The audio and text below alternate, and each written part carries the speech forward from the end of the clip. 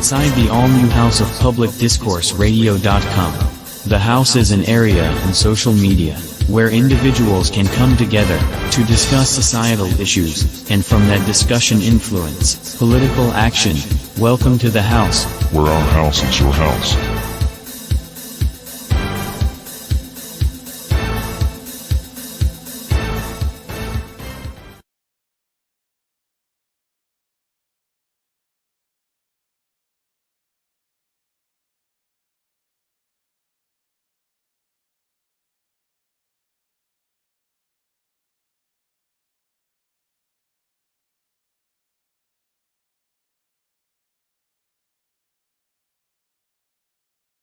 Hello, we're in the Progressive Talk Zone this morning. I'm Jill Strail, and today we have Rich Romine, the author of the Rationalist Handbook, which is coming out on Amazon very, very soon. We're so excited, and he has so much to tell us today about where we are, where we've been, and where we need to go. And the Rationalist Handbook is going to show us the way. Rich says we must truly own the meter we occupy. What do you mean by meter exactly? It's about the only thing that we own. It's what we can reach on both sides of it. It's about 39 inches in any direction. Okay, so you're saying you're referencing like a foot around us. Meter is meter, 39 okay. inches. It's the okay. It's metric, but yeah. Okay. I like feet too, but metric, but it just rhymes. Yeah, absolutely. Okay. And you say that everyone is trying to take over the meter of us, of you and me, and that the lizard brain is man's most primitive brain function, which is stimulated by the media, the fight or flight response. In other words, we are invited, actually feels like coercion a lot of times, yes. to respond rather than taking a step back mentally and thinking through things with our higher function brain, which enables us to say, whoa, hold the phone, Jack. This is not, it's like, doesn't it, would you say that it sort of we have to tap into our mindfulness on that to say, how am I feeling and why am I feeling this? Yes, exactly. I think Alex Jones is the perfect example of it. Yeah, I think the lizard people ploy he has is a joke. It's an inside joke. That what he does is try to tap into our lizard brain, and that's his joke. That he engaged the lizard brain as opposed to the higher functioning thinking brain, the rational brain. And that's what he's trying to do. That's what he's trying to say. You also say that when that fight or flight response is stimulated, that is what happens to us, is that we willingly, I thought that was a good point, we willingly disable our higher functioning brain. In other words, we're not being drugged. We're not being behind our backs saying, there's nothing. It's really weird when you think about it. I mean, but also that you make that I really like is that when we choose to do that, it's without a good reason. There's no good reason to do that. But we don't take the time to figure out whether that's a good reason or not. It's like a knee-jerk reaction, would you say? Exactly. When you think about how intelligent Germans became crazy Nazis, it is this process of making decisions irrationally by emotion and then driving them with logic. And on the other side, the rational brain makes the decisions logically and drives them with emotion. That is the big difference. And that is exactly what we need to do. That's how we defeat. It reminds me, I'm sorry.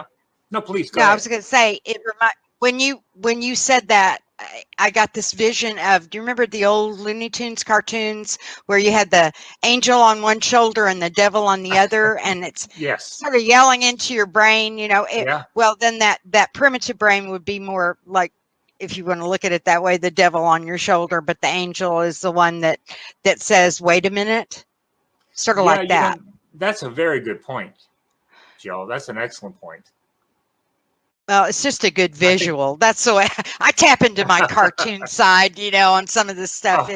It can get very cerebral, but let's look at it from a standpoint with 3 kids, I saw a lot of cartoons when they were growing up. I had 3 also, and yes, I remember every one of them. Yeah, me too.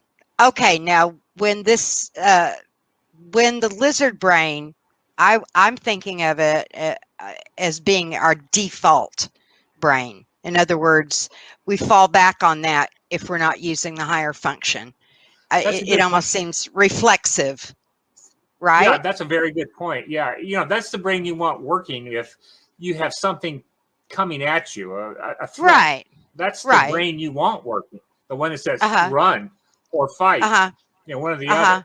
And you're not sitting there thinking about it. But if that is what dominates your brain, where are you? Everything's a fight. Everything's either run or a fight, and usually fight, especially if you have a gun.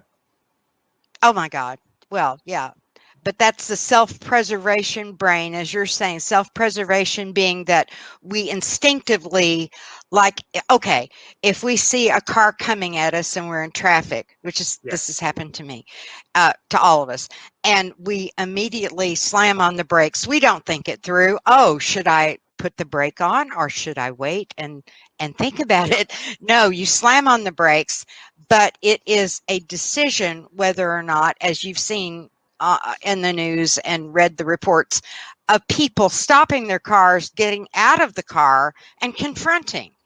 Yeah. Okay. And that seems to me that choice there is sort of a limbo kind of thing, isn't it? Where you're compelled to do one thing and yet you drop back and think about it for a second. Is this something I really want to do?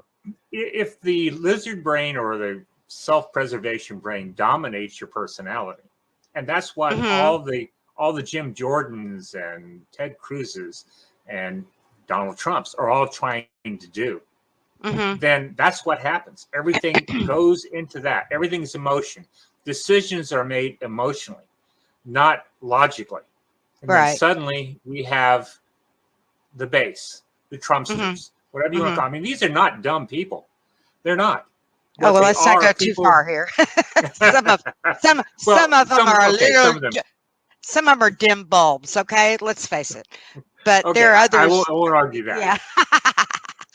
But a lot of them aren't. And what's happened is, if all of your decisions are made with your really low functioning part of your brain, your flight or fight response, then you can see how everything can turn sour in a hurry. Intelligent Germans becoming crazy Nazis, doing atrocities and not even thinking about it.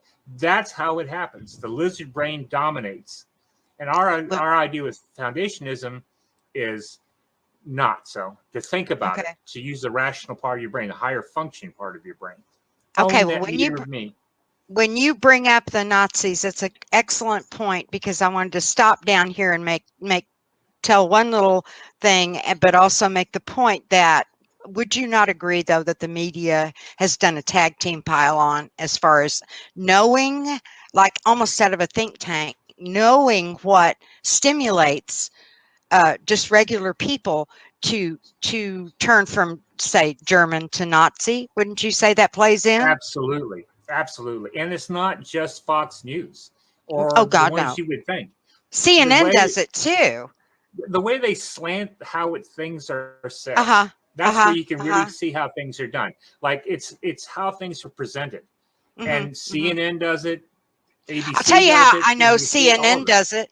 It was around the time when it was so cold here in Texas, because I'm in Texas, and they were talking about Ted Cruz going on his vacation. And of course, we're all, dear God. But what I didn't like is, even on CNN, the girl was saying, and Ted Cruz, like that. No, just tell me, Ted Cruz. Okay, you don't have to set me up to hate him or be angry with him no matter what the next message is. I just feel like we need to have, you're talking about the meter of me. I think we need to also sharpen our radars. I think our radar needs to go up and be engaged the minute that we feel that, oh, I'm getting a tug here. I'm getting a little brain chemical thing here. Why am I feeling that I'm being set up to feel a certain way when I haven't even heard the message yet? And see, that's a red flag for me. That's But I because want, you are. well, yeah. But the point that I wanted to make on your point, to your point about the Germans and the Nazis, I had it pointed out to me just recently, something that I didn't know. That of course the Germans, leading up to World War II, their economy was terrible. They felt that certain factions were taking their jobs away. They didn't even have bread. The inflation was terrible, sort of like ours is going up now if we see these similarities. Okay, what I had pointed out to me was that Hitler went and gifted every German family a brand new radio. Okay, brand new radio, and a lot of these people would never have had a radio, let alone a new radio, and they were very thrilled. Of course, they turn it on immediately. Everybody gathers around. You can think of this, and they start hearing their favorite Beethoven or their Schumann or whatever it is that they listen to, and then it's interspersed with messages from the leader. Right. And this would go on. I'm thinking it was probably 24/7, but whether it was just during waking hours, they were quite happy to hear the message of the Jews being the problem, the demographic being having the finger pointed at them, and then you hear a little bit of a German love song, and then they come back and they tell you again, this is why our economy is so bad. And of course, a lot of it was in his style being the Trump style, actually. I don't know that they came back with a lower key version to sort of get you feeling not so encroached upon. I don't know about that part, but I can imagine even if it were Hitler hammering them, they would get hammered a little bit, and then you have Beethoven. Get hammered a little bit, and then you have this. And this went on leading up to the war, that by the time they were so whipped into a frenzy that by the time the war came and he was ready to invade, they were like, oh, hell yeah. You know? Well, not all of them, but yeah, there was a lot of that. But that's the idea behind the Strength Through Joy program. That's where the Volkswagen was invented, and so many other things. But the idea was that make things happy and then drive your message. You have it exactly correct. Exactly. Yeah. And I just, you had mentioned Nazis in Germany and Germans a couple of times, and that reminded me of that, because it's so, to us, that would seem obvious. But I don't know that we know what obvious is anymore. I think that's a very good point. You know, rationalism is a dying art here. Mm-hmm. You know, it is something that is dying because message is replacing everything. And everything that you see in the media, whether it be entertainment or whether it be news, all of it is in some way or another part of a lot of pressure on everyone to kind of conform to a norm that is the norm of the cons or the regressives. You know, that's the idea behind it. That is, you quit thinking and you do what you're told, because that's where everybody is saying is right. Whether you see it in the media, well, you know, it's sort of movie, that's all there.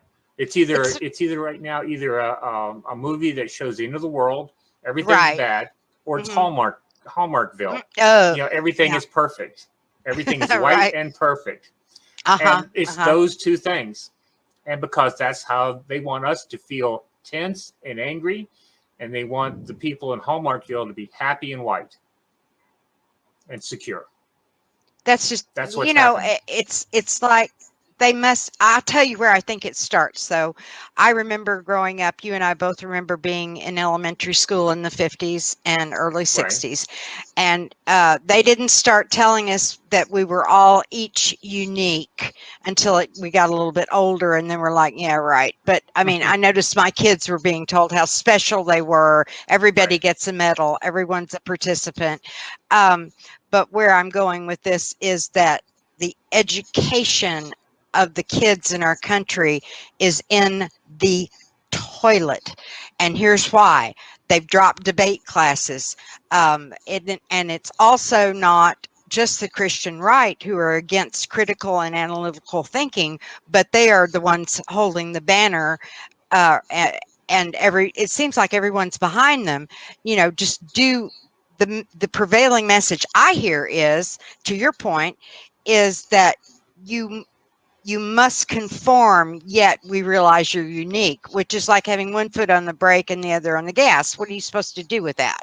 And you're not debating anything. You're not being taught how to do that. Very good points. You learn by rote is exactly what's being taught now. And teach to the test. Give back what we've told you to say. Exactly.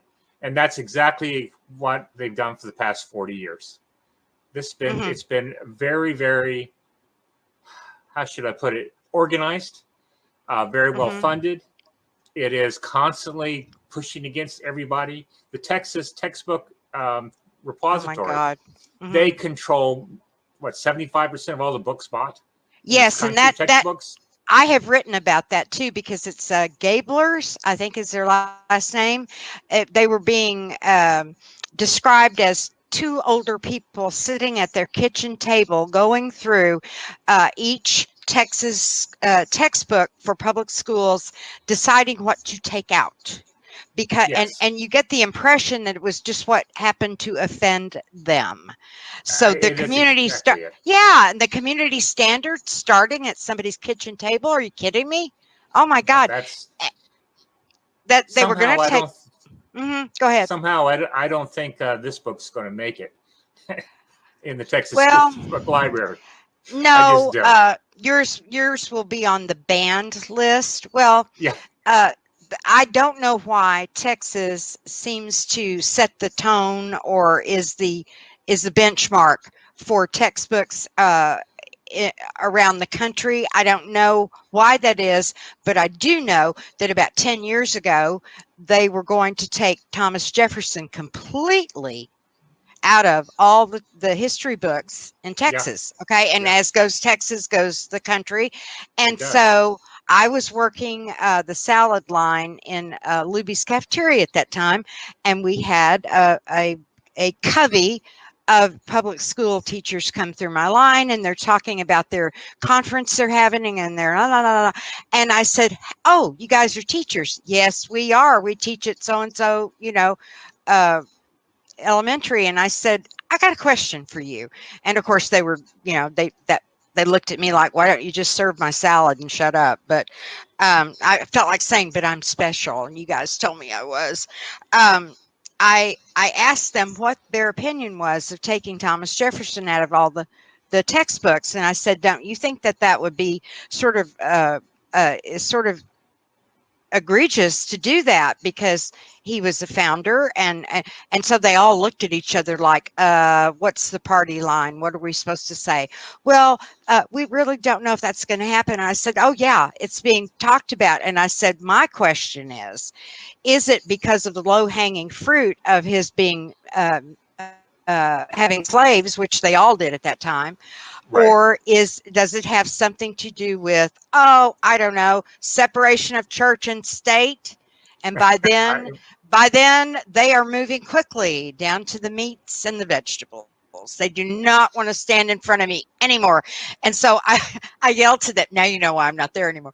I yelled to them, "Yep, that's something you ought to think about." Because if you don't speak up, it's like it's okay, and it's not okay. Thinking is being banned. They're afraid of thinkers. They're terrified of independent, critical thinkers. And that's why they're spending billions, if not trillions, on making sure that we don't think independently or critically.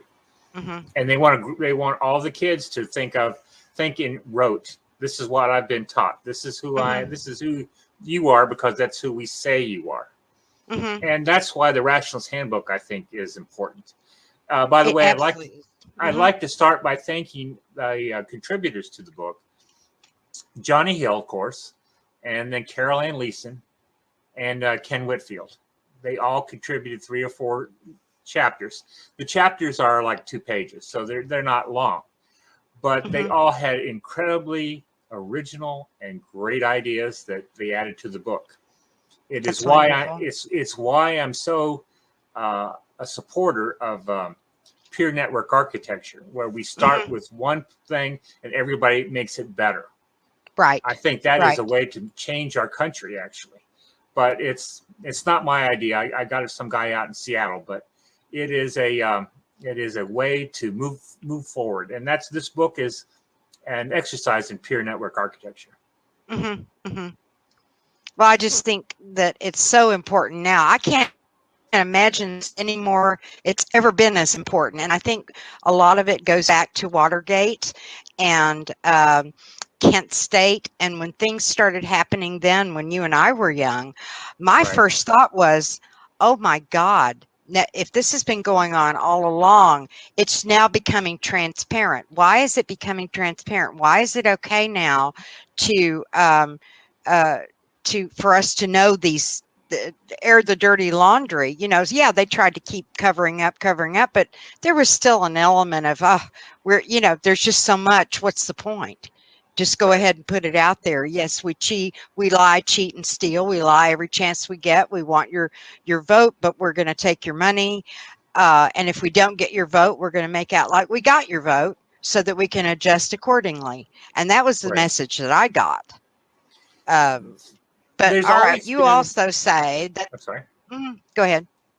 I said there's always been an authoritarian element to all of our society, starting with believe it or not, the Kiwanis and the Rotary. These were all parts of a recruiting process for people who would actually run small towns. I lived in a small town in Florida, and there were 6 very wealthy men who ran everything in that town. There was no real democracy. We all voted, but there was no real democracy because they made all the decisions. And they weren't even elected. And that's how so many small towns in the United States work, or rural areas. They are run by individuals who do basically what they want. The election process is kind of moot. So that's why a lot of people in the rural areas and small towns feel, well, democracy is dead anyway. Why bother? I don't believe that. I believe democracy is extremely important. I think that direct democracy is where we need to go, where we actually vote for issues as opposed for proxies. But that's quite a ways in the future. That's not going to happen in my lifetime, I'm sure. But democracy is dead in small towns and rural areas because it is run by an autocracy of wealthy men. It's been that way since I was a kid 70 years ago. And it's that way right now. It'll be that way until we do something about it. But that's what caused all of this. They were afraid that the real democracy push in the 60s and 70s were going to take their power away. And that's where the Powell memo came from. That's where all this pushback came from, all the money that flowed in against democracy. Jimmy Carter was their first victim. They're horrible people who think themselves as the cream of the American society, and they are not. They've been allowed to get away with it. They have. I call them SSIGs. Hang on a second. I wrote myself a note here. Self-serving insular groups. And that's what they are. Yes. Self-serving insular groups. They're looking out for themselves. They don't care about the country. And that's about it. Nothing else. As long as they are okay, the world is okay. Even if everybody else is starving. Well, this reminds me of what we were talking about the other day, what I call playground politics. They're the in groups and then the out groups. And you could Yes. be the best softball player on the playground, but if you are not in the in group until, say, the decision maker in one of the little cliques decides that you are, which is an Yeah. odd thing, then you're AJ squared, or you're great. They want you. They don't even remember that you used to be the other. Okay, Yeah. for whatever reason, and Right. suspending rational thought. Why were we ever against them? They're a great, she's a great softball player. Why Right. why were we, hounding her mercilessly? Okay, not that this is from personal, background, but it just pop. Yeah, that would never happen. But the thing is, it's like there are, as you said, the absence of rational thought, and they don't even later. It's a knee jerk thing. Well, of course, we always felt that way. We always knew she was a good ball player. No, you didn't. No, you didn't. So the shift starts as early. This kind of thing starts as early as elementary school, and I It absolutely does. stand by that. Let me tell you a story. And I don't. Yeah, please do. Your My dad stories are was so good. my dad was a high school football coach in Plant City, Florida. Mm-hmm. And Mm-hmm. that little group can either make you or break you. And because Yep. my dad had a winning football team, he was an assistant coach, by the way, not even the head coach. He got a job selling used cars. By the end of the second summer, him doing it, we owned a 1958 Buick Limited. This is 1959. Dang. And my dad was a teacher. And there is no way we could afford such a thing. But winning Right. got us a reward. So we were on the positive end of it. But if you were Right. black or said something they didn't like, you were on the very much negative end of it. And they could put the police force against you for anything. God. They could do anything they wanted. And that's how it all works. That's why all these guys, they're Republicans in those rural areas, rural areas and small towns, because this is the system that works for them, autocracy. And that's why it wasn't a very far jump from where they used to be to where they are now. Right. Because it's always been that way. Well, I know what you mean about rural. I'm in a little burg of 1,200 people right now. Right. And it's been run by the same people that always run it. Is my experience with that. You go along to get along, and don't question anything. Of course, when you're young, you don't know what the rules are. I didn't. And so in the 60s, we just said, we're going to start breaking them, and you're going to have to explain why this arbitrary set of rules, which makes no sense at all and does not benefit the individual at all. Why are these in place? And let's burn down Berkeley. I mean, but you can understand. I was pretty young when all that was happening, but I wasn't. I was in university before I even heard the phrase "Trail of Tears." Now that in this country, that is just unconscionable. It absolutely is. It has been done on purpose for decades. Of course. I never heard of it either until I was out of college. I had no idea what it was, what had been done in our name, supposedly. But no, it's that's the idea. Owning history. If you own history, then you own everybody. And that's what they're trying to do now. Well, it sounds like in your book that we must see, as you say, okay, we must create a foundation of truth as reality, and that is not some Kellyanne Conway truth as alternate, convenient, something that they've thrown at us from between the bars of their cages into ours. I mean, you also say logic based on truth, ethics, and honesty of intent. Could we talk about intent for a minute? Sure we can. I love intent. If you've ever heard of Lee Atwater, he's where that came from, because he would take he would take things and he would put in, as they call now, dog whistles. He would replace what he was saying with dog whistles. But what he also said was that if you say this, it's bad. If you say this, it means the same thing, but it's not bad. So his intent was always negative, always. He never intended to say anything but negative things. And so his intent was always what dominated anything he said. So honesty of intent is everything. Yes. Because how many people, I mean, look at right now what's happening with people like Ted Cruz or Jim Jordan. Their intent is always bad. So anything they say is just automatically always bad when you use honesty of intent as your guide, as your standard. Okay? Truth as in reality. Logic based on that truth. Ethics and honesty of intent.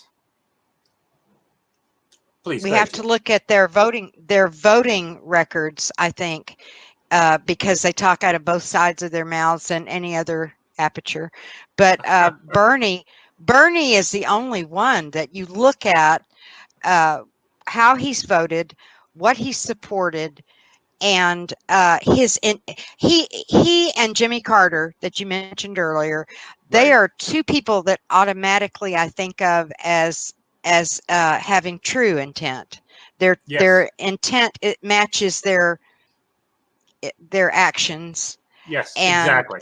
That goes back to as early as, here's an interesting side note, they've learned, of course, scientifically, that babies, infants, become highly upset if their caregiver, whether it's a mother or just a caregiver, if their tone of voice, they could be smiling, but if their eyes are angry, okay? Because there's a cognitive dissonance there that as early as a newborn, or give them a couple of weeks, they get it. They get it that something's wrong, okay? And we've lost that. We've lost that. We sort of think, oh, I don't know, I can't trust what he says, but these are little beings that have just popped out, and they're like, this is not cool at all, because she's cooing at me, but her eyes say, oh, you're in deep trouble. So I think we've lost that the radar for that. Yeah, I would agree. If you look at what the people I call the cons, so the rich, ultra conservative authoritarians, okay, like the Koch brothers, like Robert Mercer. There's 500 in the Koch network. You know, Koch brother is just one brother now, but they're the same people. What they've done is they've put schools in place. One's in Mackinac Island, Michigan. One's in Orlando, Florida. One's in, I think, someplace in California. But they teach people how to say out and out lies with conviction. It's like an acting school. And they also teach in the same kind of classes people who used to be trolls on the internet, that would troll you on the internet. Those people were professionals. They'd have 100 different identities, and they'd go back and forth, and they'd bring 3 or 4 of them in at the same time against you. That's why they always seem to outnumber you, even though there was very few of them. But that's exactly what they do. So it's all professional. They're all paid professionals, from Jim Jordan on to that troll. They're all paid professionals. And we're going against them with amateurs. People well-intentioned, doing their best, but are amateurs. I mean, we all live down by the river in a van. They live in the mansion on top of the hill. And that's just everybody gets paid but us. And that's the idea. If you want success, you get on their side, not our side. I can remember I was living in Austin, and when I was 19, and I had access to the biggest bookstore in Austin because my son's father was managing it, and on Guadalupe Street, right on the drag. And I was the Hidden Persuaders, the Vance Packard book about the advertising industry. Talk about, my 19-year-old eyes were like opened, because I did not know that these things were choreographed for us. They were not designed a certain way. Things were designed to break down so that we could buy more things, so we could add to the GNP and be little patriots, okay, by doing that. But it goes so much further. Even in the food industry, we've just found out in the last 10 years that they purposely engineer, just like the tobacco industry did with cigarettes, the addictive chemicals that are added. So if you only wanted to have just one, you can't. So you should not start that bag of Doritos. I know, because the taco flavored ones were my favorite, but I'm just saying that we have not been taught to question anything. You're right. The same techniques that sell a ShamWow sell Donald Trump. And that's the honest truth. It's salesmanship. Salesmen are what we do anymore. We don't make anything hardly. So we sell each other something. And those are the places that money is made here. Selling things, managing things, shuffling papers. We don't do anything. And that's the reason why the foundations is economic. We need to incentivize the people that right now are homeless, that are struggling. They're just normal people, just like us, but yet they don't have any kind of resources. That's the only difference, is resources.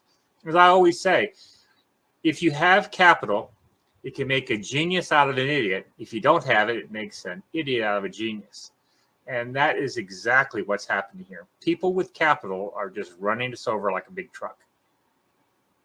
But how do we change that? How can we do? It seems like we'd have to do it just en masse. I mean, we would just have to be like the bodies piling up in that movie Z, where all the zombies piled up over the wall, just where we cannot be denied. It's one thing to intellectually embrace these foundational pillars, but we have to put things into action. It's like the old African proverb, when you pray, move your feet. So we better do something, like collectively. We all do our little part, but what do you think? Sure. That's what owning the meter of me is all about. If you own yourself, you're not going to fall for this stuff. I mean, you listen to Jim Jordan talk. He's an idiot. And it's easy to tell if you are listening with your critical mind. If you're listening for message, then it's not. It is the gospel. That's what the difference is. You have to own the meter of me and quit giving it away for nothing, which is what happens to most people. I know I did it for years. I'm no better than anyone else, probably no smarter. But the one thing that I have done is I've learned to own myself. It doesn't mean you can't love somebody or whatever. It just means that I'm going to think about this before I do something. And that makes a huge difference. You drive everything with emotion, but you make it happen with logic. And to me, that was the game changer, because most people do exactly the opposite. They make their decisions emotionally and then drive it logically.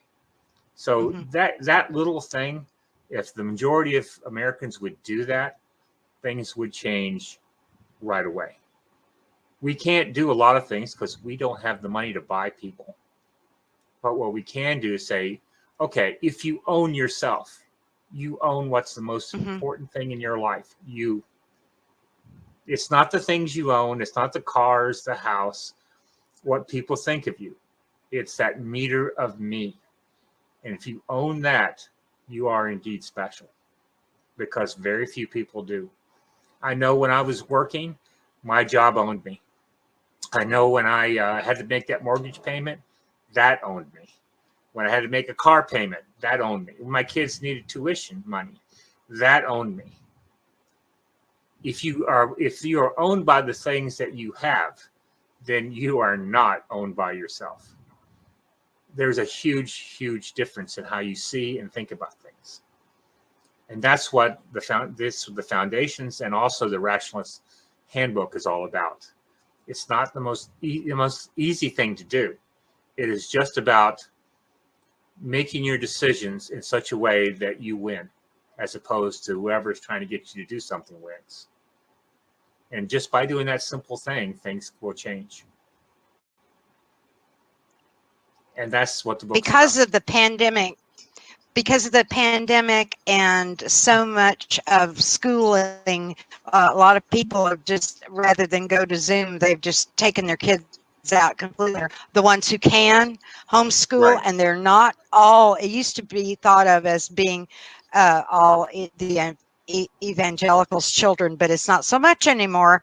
And No. when you were saying that the Rationalist Handbook would probably not find its way into public school libraries, what if it were like considered a homeschool companion? Because there are a lot of people who don't want their kids, they want to homeschool them, but they want them to have a secular education. And it Right. just seems like this would be the perfect companion to any kind of homeschooling parent, because it explains everything that the public school is actively working against. That's a very good point. It's about making logical decisions, about seeing things without a point of view, without a perspective.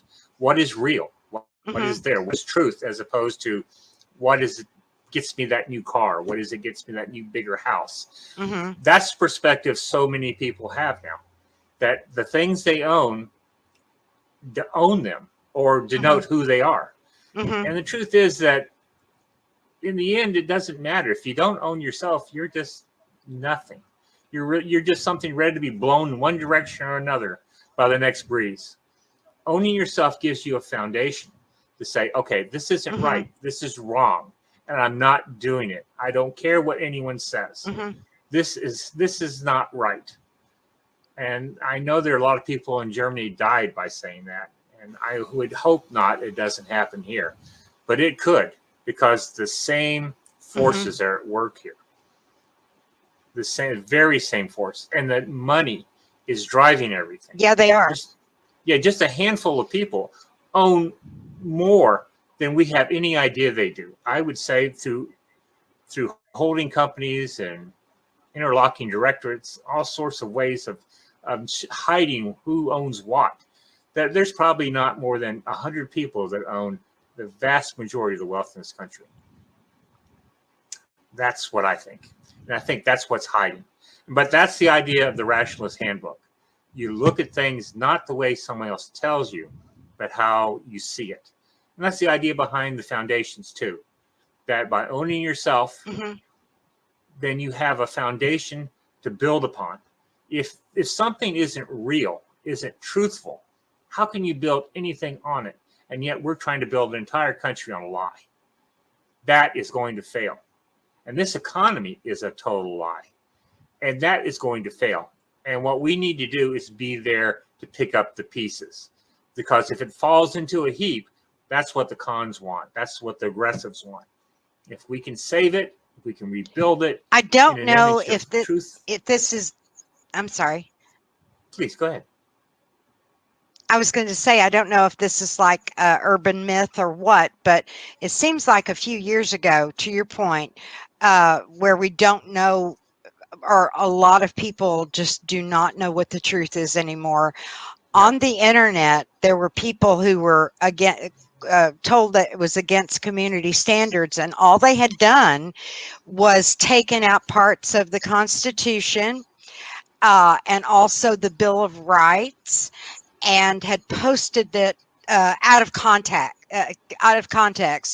on the internet, and they got slapped down for it. Yes. Because it is the truth, and we are supposed to be living by it, and yet the tone was think for yourself, and people are equal, and these are the things that we believe, and it was like the higher brain function, right? And Correct. they got in trouble for that, which is just insane. Yet predictable. Would you say? Yes, I agree. I wrote a video poem. I titled it "The Siren Song of the Authoritarians," and I got it taken off of YouTube. They dumped me, and I said there was not a curse word or anything else in there. They took it off, saying it was hate speech. That's not hate speech. Authoritarianism is not right. It's wrong. It's what's wrong with what's happening here now. We're a democracy. We owe the great gift of the founders, at least our best effort to keep it working. They weren't perfect. What they built wasn't perfect, but the ideas, the spirit of the Constitution and the founders is still right here. They were just trying to kill it through flooding it with money. People like Jim Jordan and Donald Trump and all of them trying to kill it. They just have verbal knives in their hands. That's the only difference. Stab it in the back every chance they get. And that's why the Rationalist Handbook was written, because we need a rational way of looking at what's happening. Well, I'm so glad that you came to talk to us about this, because everybody needs to hear it, and they need to hear it, either hear it from you or read it. Or are you going to do an audio book now, or a ebook, or is it hardback only, or how do you have this is the first one that we're going to do an ebook on, and I'm going to take all my other books and do ebooks on those too, and all the next ones will be both hard copy and ebooks. And I'm hoping, as the House of Public Discourse, will be able to do some kind of takeoff on it too. So, and that would be great. Well, we're very excited about it. It's just the most straightforward. Well, it's the truth. It's the truth, and your intent is obvious. That you are just saying this is no shell game, and y'all don't get a second chance. So we should get a grip and decide what we want and go for it, and not be. There's a lot of people say, I don't want to be pushed around. I'm my own man. I only think for myself. And you're like, even George Carlin. Yeah, right. Exactly. I have the freedom to choose. No, you don't. No, you don't. No. Because you've given it away. You've given it away. You are now owned by somebody else, whether you know it or not. You are. If you watch television or whatever, you are. If you go down to Sam's and you see all the books in the aisles there, they're all conservative books. You see so many of them. And yet, but so you think that that's all there is. There is so much more. There is so much more than they're showing us. And that's the point. See what there is, and then make your own decision. Be a real person, not somebody else's drone. Foundations.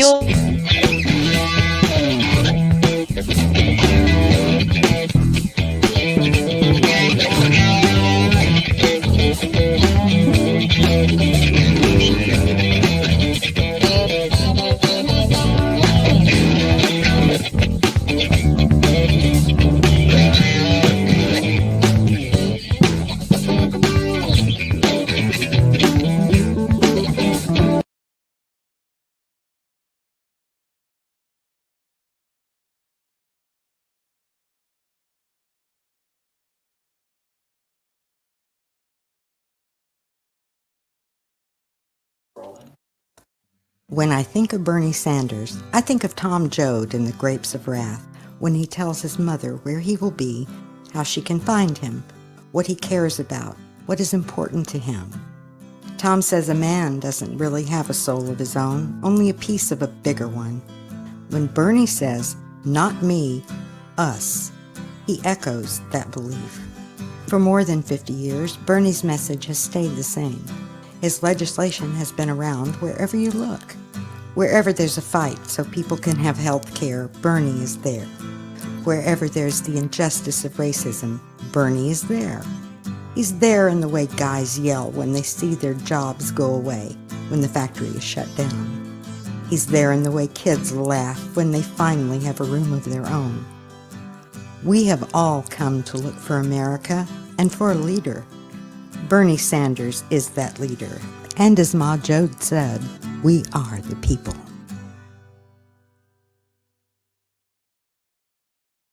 The House of Public Discourse provides daily reporting of progressive news, progressive commentary, progressive talk shows, cultural issues, environmental issues, and foreign policy matters. We will be providing original grassroots reporting daily on issues concerning cultural issues like racism and others. Our House of Public Discourse contributors are unapologetic progressive activists from many diverse backgrounds. We will be featuring grassroots progressive content from progressive content creators from around the world. We cover local news, national news, and news from abroad. The House of Public Discourse is an area in social media where people can discuss societal issues and problems, and through that discussion influence political action. Welcome to the House of Public Discourse Progressive News Network.